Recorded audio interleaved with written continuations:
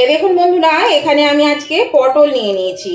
আজ আমি আপনাদেরকে পটলের একটা রেসিপি করে দেখাবো, নিরামিষ রেসিপি করে দেখাবো। তার জন্য দেখুন এখানে আমি নিয়ে নিলাম হাফ চামচ মতো নুন, আর নিয়ে নিচ্ছি একটু হাফ চামচ মতো হলুদ গুঁড়ো। আমি সুমনা চলে এসেছি আমার রেসিপি ঝুলি থেকে একটা রেসিপি নিয়ে।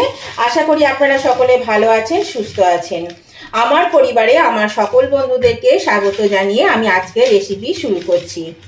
এই যে পটলগুলো আপনারা দেখছেন, পটলগুলো দেখুন একটু করে খোসা লাগিয়ে লাগিয়ে আমি কিন্তু একটা কেটে নিয়েছি। মানে খোসাগুলো ছাড়িয়ে দিয়েছি আর অর্ধেক অর্ধেক করে কেটে নিয়েছি। পটলগুলোকে কিন্তু আপনারা এইভাবেই খোসা ছাড়িয়ে নেবেন আর লম্বা লম্বা করে কেটে নেবেন। আজকে আমি নিরামিষ একটা পটলের রেসিপি করে দেখাবো। আপনারা তো অনেক রকমের রেসিপি করেই খান, তো সবাই জানেন, আপনারাও এটাও হয়তো করেছেন। তবে আমি কি করছি সেটা আপনারা দেখতে থাকুন।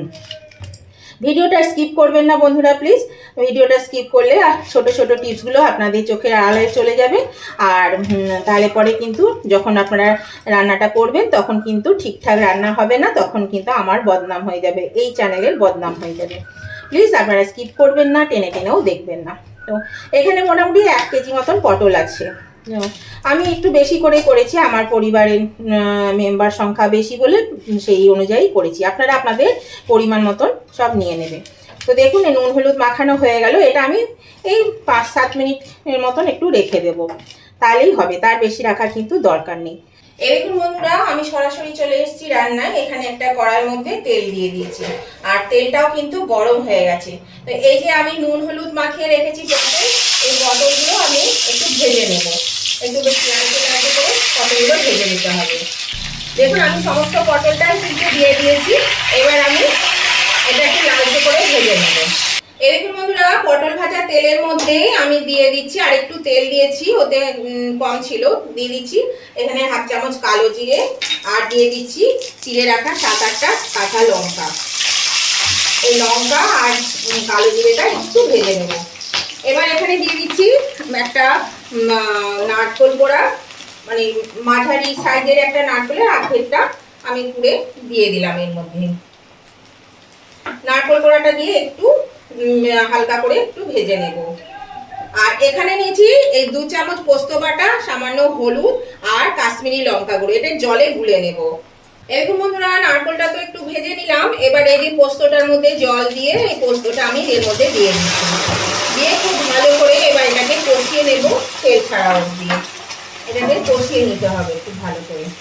মশলাটা আপনাদের পরিমাণ মতো দেবেন, কারণ আমার তো পটলটা বেশি আছে। আপনারা যে পরিমাণে পটল নেবেন সেই পরিমাণ বুঝে আপনারাও কিন্তু নারকেল বাটা, নারকেল কোড়া, তারপরে পোস্ত বাটা দেবেন। তো মশলাটাকে আমি এবার একটু ভালো করে কষিয়ে নিচ্ছি। এরকম বন্ধুরা, এর থেকে তেল ছাড়তে শুরু করেছে, এটা একটু কষিয়ে নিয়েছি আমি। এবার আমি এই ভেজে রাখা পটলগুলো এর মধ্যে দিয়ে দেব।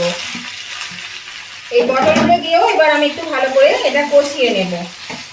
এই দেখুন বন্ধুরা, এটা কিন্তু কষানো হয়ে গেছে। দেখুন এই তলে লেগে যাচ্ছে। এবার আমি এর মধ্যে দিয়ে দিচ্ছি এই যে পোস্ত বাটার জল। পোস্ত বাটার জলটা আমি এর মধ্যে দিয়ে দিলাম, আর দিয়ে দিচ্ছি পরিমাণ মতো লবণ।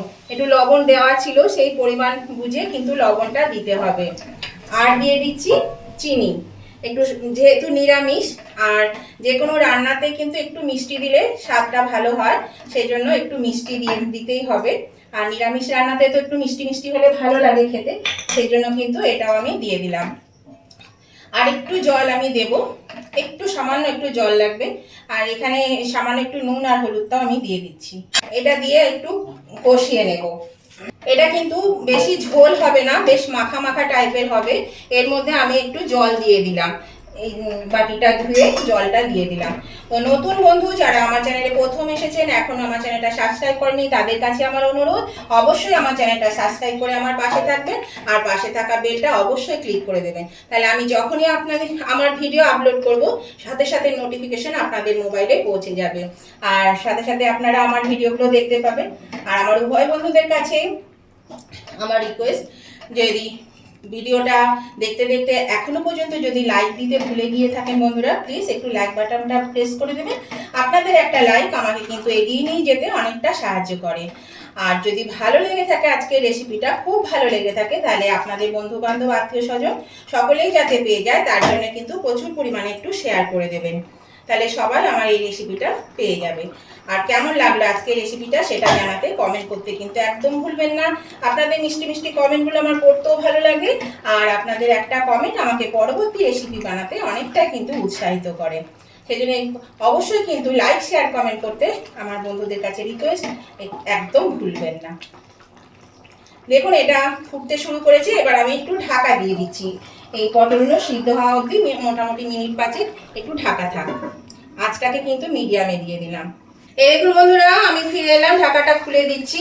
দেখুন এটা কিন্তু পটলগুলো সিদ্ধ হয়ে গেছে, আর বেশিক্ষণ লাগেও নি, 10 মিনিটও লাগেনি, কেননা ভাজতে ভাজতেই পটল সেদ্ধ হয়ে গেছিল। এই যে একটা পটল কেটে দেখিয়ে দিচ্ছি, এই দেখুন কেটে যাচ্ছে, দেখছেন পটল কিন্তু সব সেদ্ধ হয়ে গেছে। তো গ্রেভিটা কিন্তু এরকমই হবে বন্ধুরা। আর দেখলেন তো কত কম মশলা, মানে মশলা ছাড়াই একদম মানে দারুণ টেস্টি একটা মানে পটলের রেসিপি। তো এটা বাড়িতে করবেন, শুধু নারকেল থাকলেই হবে আর পটল, দুটো উপকরণেই হয়ে যাবে। একটু ঘি দিয়ে দিলাম বন্ধুরা, ঘি দিয়ে এবার আমি এটাকে ভালো করে একটু ঘিটা মিশিয়ে নেব, তাহলে কিন্তু আমার রান্না কমপ্লিট হয়ে গেল। আর দারুণ সুস্বাদু হয়। আমরা কিন্তু নারকেল দিয়ে পটল করে থাকি, তবে এইরকম ভাবে না করে থাকলে অবশ্যই একবার করবেন। দেখুন এটা হয়ে গেছে, আমি এবার এটা নামিয়ে নিচ্ছি। গ্যাসটা আমি অফ করে দিলাম বন্ধুরা। এবার আমি এটা তুলে নিই একটা সার্ভিং ডিশে।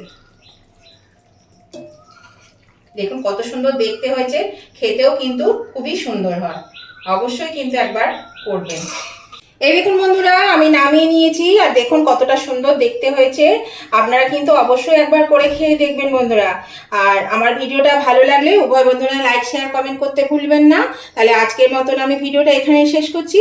আবার আমি নতুন ধরনের নতুন কোনো ভিডিও নিয়ে চলে আসবো। ততদিন আপনারা ভালো থাকবেন, সুস্থ থাকবেন। Tata, bye bye.